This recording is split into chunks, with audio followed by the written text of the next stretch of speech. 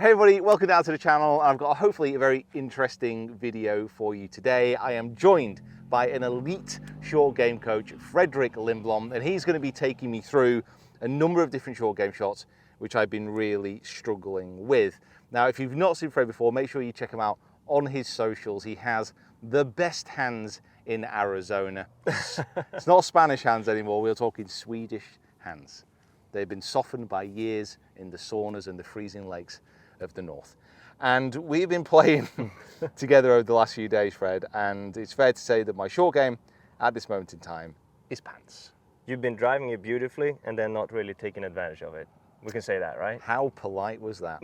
So I'm thinking what we do today is we take me through basically pitching an array of short game shots, try and figure out, because bear in mind, I personally haven't had an actual short game lesson in years, like years and years. Lots of full swing stuff, but no short game stuff. And we'll kind of put the chapters in here. So if there is anything that you are struggling with within your own game, you can go to that chapter, you can check it out, and hopefully you guys will get something from this as well. So how about we start with these pitches, Fred, because this is where I've been crap. Yeah, so we would call this maybe like a distance wedge, about 65 to 70 yards. And from what I've seen when we've been playing, you have a little hard time controlling the launch angle. Yeah, I don't know where it's going to go. Exactly, Yeah. It's a little bit too high on average, would you say, I'd right? say so, yeah. So the best players in the world are really good at controlling the launch. Okay. So you're a good player, so the ball is gonna come out with the same speed every time. So we gotta be able to control the launch. I've seen a lot of good coaches explain it this way. So if you imagine that the shaft is a cannon that shoots out a cannonball, if the cannonball comes out with the same speed every time, the launch angle would dictate where the ball lands, right? Okay. If the launch angle is too high, the ball is gonna launch too high and land short. If it's too low, it's gonna land further up, right? So it's very, very crucial to be able to control exactly the angle that the ball launches out of. Okay. So the best players in the world, we've been testing a bunch of them. I was lucky to spend a couple of days with Luke Donald. Him and his coach has done a fantastic job. Obviously, Luke's pretty good with wedges. He's not right? bad with his wedges. Yeah, most tour pros launch the ball just under 30 degrees. Okay. Okay, just by using my eyes, I've seen that you're a little bit higher than that. So why don't we hit a couple and we see what the data says, right? Okay. Yeah. So we go to the 65. Yeah, I think Okay. the first flag to the Yeah, left yeah. there would be perfect. Because certainly what I really struggle with is because I don't like taking a big divot. Yeah. But for me, that feels like the only way I can actually hit the ball a little bit lower. Okay. Like I really struggle with that. And like you've seen the actual launch, obviously chunking quite a few wedges over the last few days as well. So I'm going to be interested to see what you can help me. That's a typical shot I've seen you hit, right? Yeah, Maybe yeah. like So still a little it's- bit short, but let's just look at the data here, right? So the launch angle is all the way up to 40 degrees. Yeah. Okay, so we need to get about at least 10 degrees, and you see that the spin is very, very low. Yeah. So for this type of shot, the data you want to see, it's going to be a launch angle maybe at 27 and a spin that's actually all the way up to 10,000. Yeah. Right, so you're less than half. Yeah. So that was I obviously... spin my driver more. Yeah, you do, probably. That was obviously not a great strike, right? But that's kind of what we're seeing. That's the whole point. Yeah. Like the striking is just so inconsistent. And like I say, it's so frustrating actually hitting it well off the tee, getting near the green and being like, actually, I'm not entirely sure what I'm doing here. And it makes all the sense, and I can explain why, right? So Okay. with the driver, we want to get rid of any type of lean, right? We want to be pretty neutral at impact so we can hit up and launch the ball up, right? But with the driver, we kind of lean back. The low point effectively is behind the ball. Yeah. With a wedge, if you hit it behind the ball, you hit that shot, kind of a little bit chunky floaters, Sure, right? Sure, everyone knows that feeling. Yeah, exactly. So what I see from a lot of wedges, they know, a lot of amateurs, they want to hit down on the ball to get it to go lower, right? Yep. The issue is that you're gonna tend to get a little bit too steep, and that's gonna cause you to hit it above the CG of the club. Yep. Kind of like you hit it high on the driver where the ball is launched without spin, right? Yep. So the best players in the world, they're able to control so that they hit it much lower under the CG, so lower maybe the third groove of the club. Yeah, and this is why you see a lot of the best players when they launch a wedge very low with lots of spin, it's because they're launching it from around here. Yeah, so imagine you hit a driver low on the hill. It Yeah. comes out low with spin. That's effectively what we're trying to do. So a really good way of being able to do so is that we can't get too steep, right? Because that's going to cause us to hit it higher on the face. So we want to feel a more in to out path, and also lean the hands a little bit forward to de-loft the shot, okay?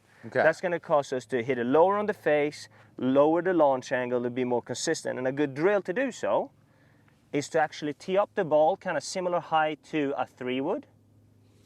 And this is brilliant, because if you get too steep here, you're not going to be able to, you're almost going to hit only the tee, right? Yeah. You're almost going to miss the ball. Chop it out from underneath. So the only way to hit it low on the face here and actually try to almost hit a low draw is to be more shallow in the approach and lean the hands a little bit forward, which is what we see from the best players. Yeah, so this is it sounds like a slight contradiction, because I think a lot of people, if you feel like you're sticking your hands miles ahead, that automatically means you strike down. But if you get your path moving a little bit out to the right, that's actually more of a shallow motion through the ball. So those things combined should give you that ideal launch. 100%, exactly. It's easy. I mean, I'm one of those. I'm getting into one of those type of players who kind of know what they're talking about, just can't do it.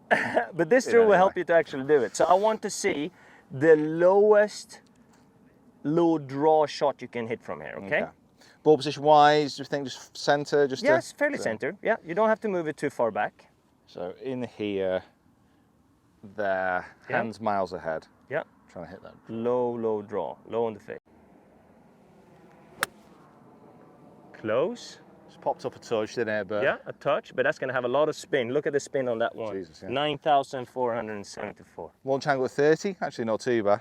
That's perfect. If you can be around 30, that's fantastic. It just feels very strange, like coming that shallow. Yeah.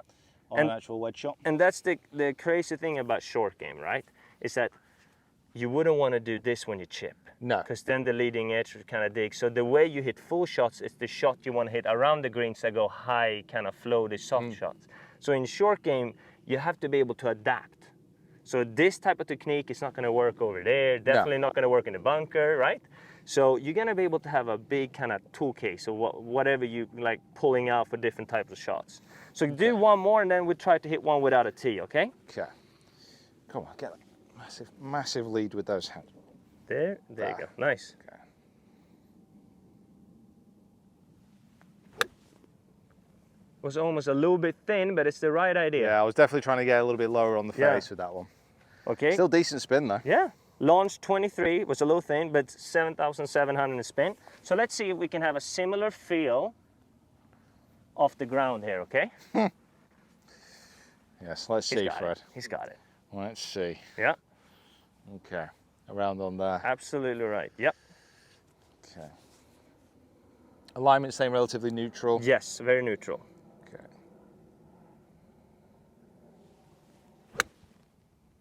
Much better. Much better. Look at that. Bang on line that as well. Yeah. Okay, so we're up to 30 launch, 8,000 spin. So that drill is going to do wonders for you and for any golfer, right? Because it almost forces you to get into the right kind of sequence and the right swing plane and what you want to do. Crazy thing for me is the angle of attack there. So angle of attack is the measurement of how much that club is moving down through impact. It was only 5. Which is 5 good. degrees.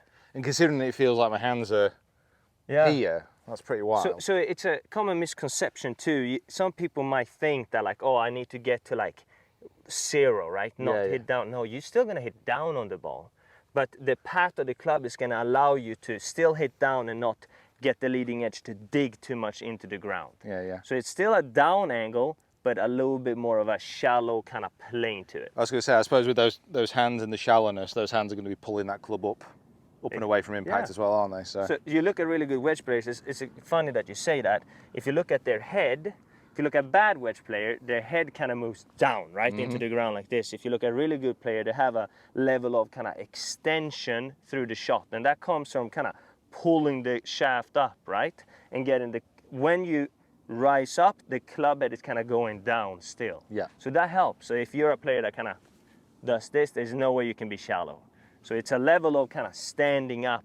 You can imagine if you try to kind of do like a box jump to the left, kind of the motion of kind of extending without jumping is kind of what you want in a wedge shot. That's something to do in the gym. Yeah.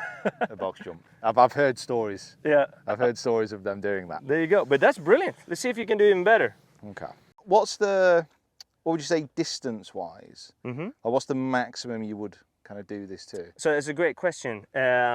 You can have a similar technique depending on the shot shape too. So maybe it's only like a 40-yarder, but you can hit that low draw chasing to a back pin potentially.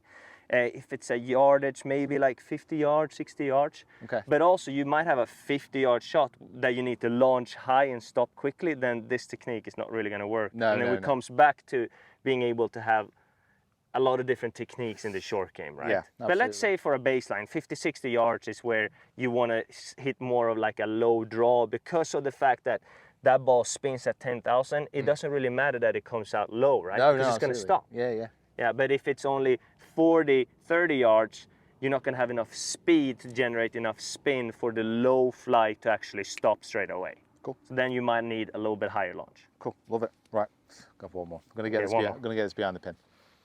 This is going to spin. If you hit it all the way there, obviously, a little longer, it's going to spin more. Come on, commit to it. Hands ahead. There, all on that face, shallow through.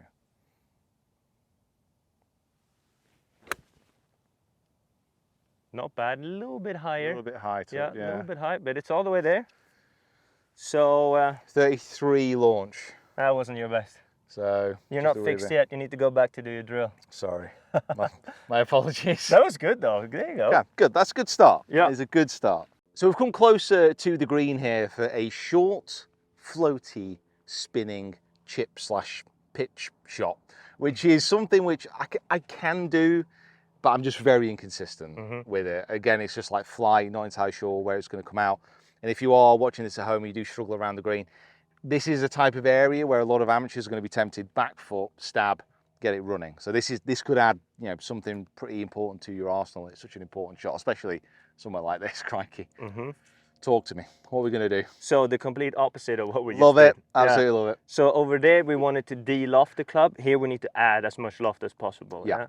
So forget what I told you earlier with shaft lean and kind of in to out too much. We can still swing a little bit out, but effectively here we're gonna go from having the shaft leaning to being very, very, very neutral and more of an open club face to get that ball to kind of pop up and add as much loft as possible. Okay. So here obviously loft is our friend. We want the ball to launch up, and because we don't have enough speed on this shot, we need the launch angle to be higher so we can stop it with height. Okay. All right, so a little bit different. The ball position I like to see kind of up to left heel, and I want the hands to be not too much pushed forward. So right above the golf ball, and then we want to get the club to get back to impact at the same location. So a really good drill I like to do.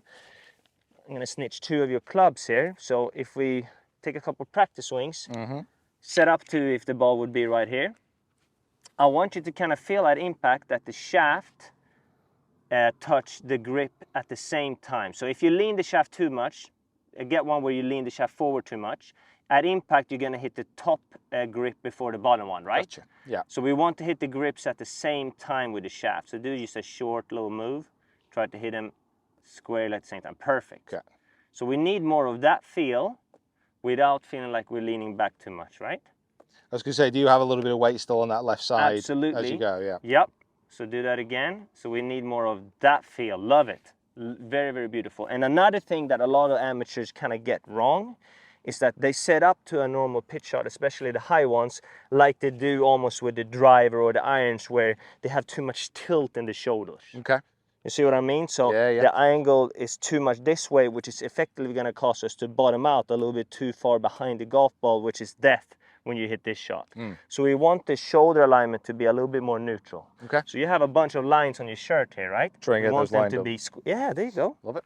So let's have a go with that, yeah? So let's feel like we're returning this shaft without any lean at impact. The club is a little bit open and the lines on your shirt are more square. Okay. And then the swing path can be fairly neutral here. Okay.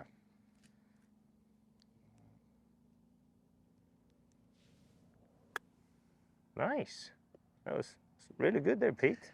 It's an interesting feeling. I think something that a lot of people will struggle to get Mm-hmm. is that if you think of like most pitching, most coaching really for the last 10 years, Yeah. at impact, this is something we don't want to see. Yeah. We don't want to see that club head overtaking hands. We don't want to see it flipping. You want to hear the famous one, maintain the Y, right? Maintain the Y. Yeah. Mate. Love it. Love it. Don't use the hands. I love a chip and run Y. Yeah. Love that action. So for a stock one that you can launch lower, that's totally fine. Yeah. But for the high soft one that most players struggle with, when you potentially have a bunker or high rough in front of you, or if you go to the US and you play in Bermuda, you can't really hit that low shot into the Bermuda because it will stop straight away. Mm-hmm. This is a shot that you need to have. Hit one more here, and I'm going to explain kind of if you feel like you're too handsy, it's really important to kind of use your pivot. But hit one more and I explain more about that. So I love that, the visualization of just hitting those two shafts at the same time. Yeah. That's really cool. Good. So that's a good example there where you potentially bottom out a little bit too far behind the golf ball. Yeah. So if we go back to Luke Donald, he talks all the time about maintaining the pivot and the rotation through the shot. Mm-hmm. So if you feel a little bit too handsy, that you're going to see that from a lot of amateurs when they try to start releasing the handle, they stop the pivot and you just kind of throw the club at the ball. Okay, this is gonna make it very easy for you to kind of bottom out behind the golf ball and be inconsistent to where that club lands. So it's important to realize we are releasing the hands, but we still want the hands to kind of be right in the middle of the body throughout the whole shot. So we have to maintain the pivot. So even on a short shot like this, if I hit one. Good luck with them grips, by the way. Thank you. Yeah, they're slightly bigger than normal. You will see me fully rotate through the shot. So even at the finish, I'm fully rotated and even up on my heel. Yeah. Because I'm not trying to only hit it with the hands. I'm letting the club fall and then I maintain the pivot. And by maintaining that pivot, you can control the low point more. It's going to move more forward because the body is moving forward. Yeah, absolutely. And that's, to be honest, that's the inconsistency I find. Yeah. I've got relatively good control with my hands, and I can trust them, but it's the inconsistency of that. Exactly. And that one that you saw, that kind of it bottomed down. Obviously, the bounce kind of helped me out as it came through the ball. But you only threw the hands there. You didn't Precisely. pivot. I think a nice feeling at this point is like to get the belt buckle kind of lined up with it, club face pointing back at you. Lovely. Yeah. Okay, give me that rotation on this one. Okay. Yeah, this is something which I do struggle with a bit. Yeah. So you just focus on the pivot being the engine, not the hands. Yeah. Much better. Wow, look at that. How Look at much that popped up there. Yeah. It's unreal. And you fully rotated. Yeah. So it's a great checkpoint for you guys. So like a couple of checkpoints that are really good if you want to be better with pitching. It's obviously setup. The shaft is not too much forward or back. Then in the backswing, we haven't covered that yet, but I will. We want the club head to kind of be pointing straight up towards the sky. Yeah. So we don't want the loft to be de-lofted where it's pointing down, okay?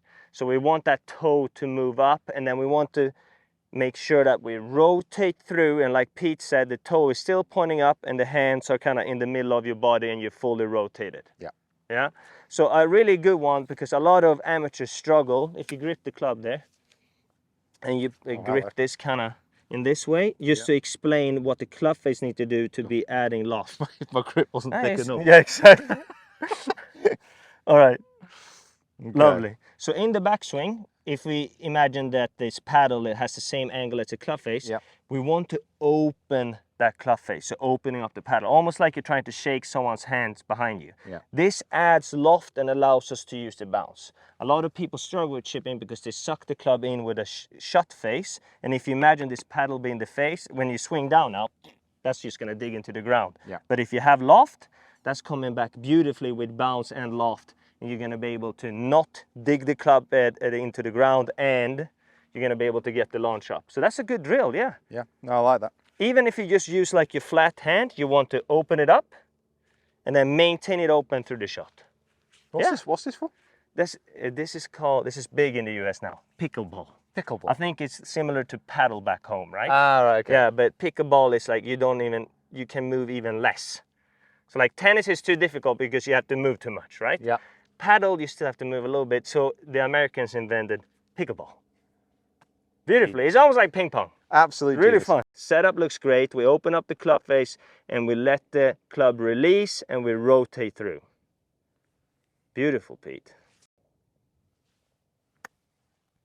Easy game. Just pops up so easy, that, Yeah. doesn't it? It's crazy. All right, that's the high shot. Guys, if you're enjoying this masterclass style of video, wallop that like button. Let us know through that metric that these are the type of coaching videos that you want to see. Okay, so moving closer to the green, here we're going to just have a standard little chip and run. Again, there's going to be a slight variation on the technique. I think this is one thing we should really come across in this, is that this is not a case of just having a full swing and then you shorten it generally as you get towards the green. You know, adapting setup and swings will give you all this variety of shots. Chip and runs for me, mate, again, it's just inconsistent. Yeah. Like just the flights and the spins and everything that I get. I just need a simple, constructive method that I can repeat over and over again. No pressure. Perfect. So, lucky for you, this is where I see the biggest improvements with the players I work with, all the amateurs, because there is a way you can make the general, like the simple chip, a lot easier. If the club is swinging just the same distance from the body, it's quite easy to just pick the ball off the ground without hitting it thin or fat. Okay. So if the club moves too much towards you in the downswing, you're going to thin it. If it moves too much away from you in the downswing, you're going to hit a fat behind it, right? Yep, okay. So the easiest way to control the arc is to set up with less set in the wrist and with straighter arms. Okay. Okay, so a lot of amateurs set up with maybe a little bent in the arms or too much wrist set, and then they straighten it out in the downswing. When you follow countryman James Rinyard, he had a great illustration. He was imagine like your chest is the turf, right? So you have to be able to control so that the club is not hitting Pete here, right? If you set up with bent arms and bent wrist and then you extend them, bam. Pete's got no chest no more. Okay, so I want you to set up here, yeah? Straighter arms, straighter wrist. And if you do that, you're gonna notice that the club is too far away from you, right? Yeah, yeah. So then you have to move closer to the golf ball and grip further down on the grip, okay? From here, if you just maintain the kind of height of the chest and the head, and then just rotate from there, it's very easy to control how far that club swings from the body, right? Yeah. We hit more of the famous toe down chip. Absolutely, yeah. Hopefully you guys have heard about it because it's the new best thing, right? Yeah. Everyone does it. Anyway, if you hit it off more of the toe, you take away a lot of the leading edge and especially the heel that digs the most. So the interaction with the ground is a lot less, which makes it easier, even if you get a little bit steep, for the club not to kind of dig too much. Yeah, yeah. Okay, so give me one of those. I want you to, you can just first off start out by having the arms completely straight like this. Is this the club you want to use? So I got 54, is that okay? Yeah, that's fine. That's yeah. fine, yeah. Completely straight arms, both arms. Grip kind of coming up a little bit more on the same line as the arm. Yeah. So that fits. Imagine like it's almost like a straight line, Yeah, right? yeah. Okay, and the wrist too, both of them. And then you just take it down, and then you move a little closer to the golf ball. That's synchronized. Yeah, we did that pretty well, right? dance Yeah, yeah. And then from there, take a couple of swings where you feel like you just kind of maintain the height, rotate around the head, and you can literally feel that toe just brushing the ground. Yeah. Yeah. So it's great. I recommend everyone to not feel like the whole club is interaction with the ground, only the toe. Then you know you're doing it right. Yeah, and this is just using the different kind of features of your wedges, isn't it? Yeah, absolutely. Using that toe, because it's that heel dig, which kind of, yeah. The worst wedge chippers of the golf ball, they look like this. Far away from the golf ball, a lot of wrist, and they hit that shot, right? You've seen that before. No rotation. Yeah, let's put that back. This is whirlwind. This practice ground is perfect. We can't do that. Okay. All right, so give me what we're trying to do here. Toe down, move close to the golf ball. So straight up, yeah, come down, shuffle in. Lovely. And then you kind of maintain the weight left and just feel like you maintain the height and rotate from there. Kind of popped up. At 54, it kind of popped up a touch. But... Okay, let's do it again. So here you can be a little bit more aggressive into the ground because that toe is not going to dig. Got you. Lovely, just like that. Yep, that's perfect. Beautiful, Pete. That's exactly how you do it. Yeah. No, I like that. Okay, here you go. I'm just going to test you. Okay, do it now. this is perfect because even if the lies are a little bit iffy, you can use that toe and dig it out of these difficult lies. Look how good that is. Yeah. I must be honest, like that toe down shot, when I've used it before, it's been primarily out of those bad lies. Yeah. I never really thought about using it off a good lie. Why not? It's Yeah, the easiest way to do it. Yeah. So you literally, I stomped on that golf ball and it came out perfect. That was like half buried. Yeah. Yeah. Love We that. don't want any of like coming up here and then like, oh, I need to hit down on the golf ball and bam, you swing the club further away from the body and you hit it fat. You get your arm straight and you just kind of feel, okay, I'm swinging the same distance from this wall the whole time. And then you just lower the plane until you get kind of down to the ball. And you try to have the same feel where the club is swinging the same distance from the body. Amazing. Love that. This is easy.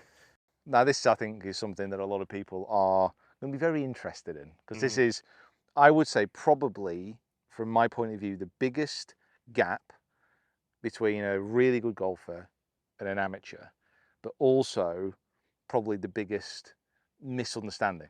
Because actually bunker shots, they're not that difficult as long as you get the technique right. I'm saying that with such confidence, and I feel I'm quite a confident bunker player. Yeah. But I'm also very aware that I'm probably just going to get absolutely ripped apart now. I don't think so. I think it's kind of like cycling a little bit. When you kind of get a hold of it, Yeah. you're never going to struggle to get it out. Yeah, Then it's just about like perfecting it, right? Hit it really close. Yeah. Really good players from bunkers with good lies hit it really close. Yeah. They're just really good.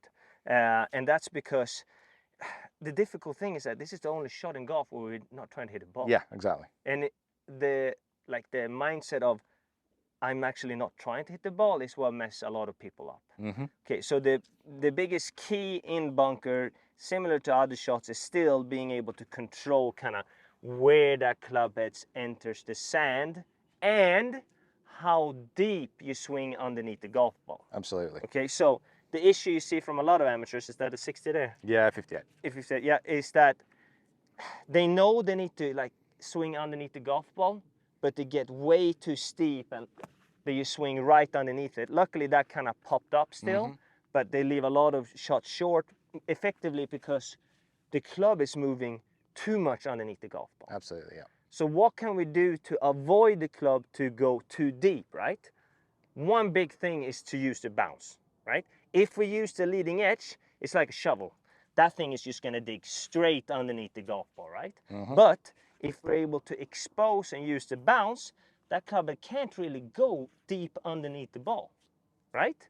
So we gotta make sure we use the bounce. So in the setup, we have to really make adjustments to allow ourselves to use the bounce. So what do? First of all, we move the ball way up in the stance and we open up the club face a lot at setup. Okay. The more you open up the club face, the more you expose the back part, the bounce of the club. Then in the backswing, we actually try to open it up even more. If you look at really good wedge players at the top, or bunk players at the top, that club face is facing them, right? So a really good drill you can do, you put a little sand on that club head and you try to throw that sand over the shoulders. Love that. Right, that's a great drill. That. You've seen that before. But if you don't open up the club face, you see that sand is going to fall off from the front part of the club every time. So we want to really open up the club face. And then from here, it's similar to the high shot that we hit. We have to make sure we don't have any shaft lean. If we have shaft lean, once again, we're not going to be able to use the bounce, right? You can see that leading edge is going to dig.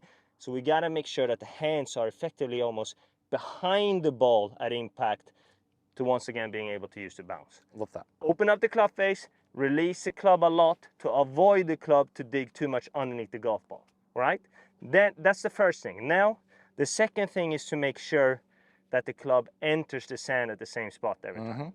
So the good thing about the bunker shot is that we don't really need to generate too much speed if we have enough bounce exposed. Right, okay. Some people think I have to hit it so freaking hard at the bunker, right? Yeah. But it's because the club goes too far underneath the golf ball so that there's no energy in the ball, right? So if we're not too steep underneath, we don't have to swing too hard, which makes it easier to kind of control the body and making sure that we don't move too much right or left, because that will make it difficult to control where that club head enters the sand. Love it. Okay, so we want the head to be kind of steady over where we want to kind of enter the club, and we want to keep the head there throughout the whole motion to be able to control where the club enters the sand. Fantastic. Okay, let's give it a go here. Absolutely brilliant. There I you go, 60. love that drill of throwing it over your shoulder. Yeah.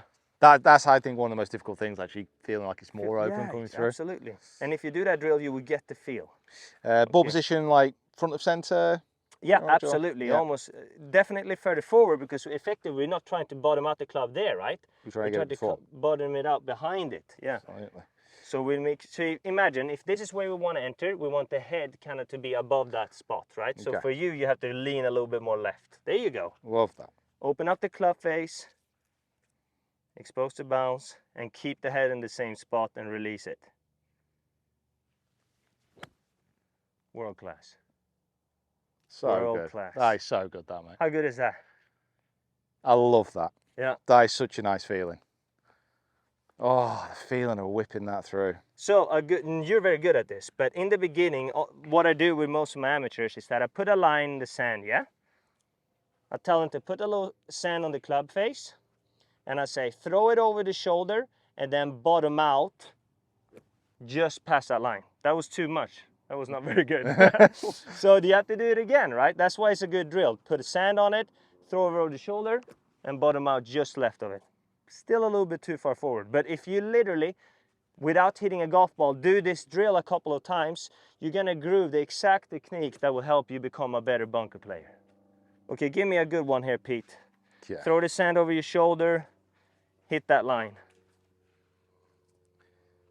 Yeah. Yeah. Good.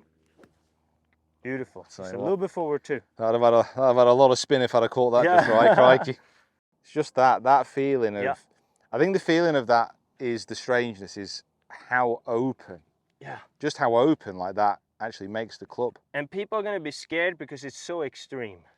But literally you can feel like, so it's some set of the wrist this way, and then it's a lot of roll.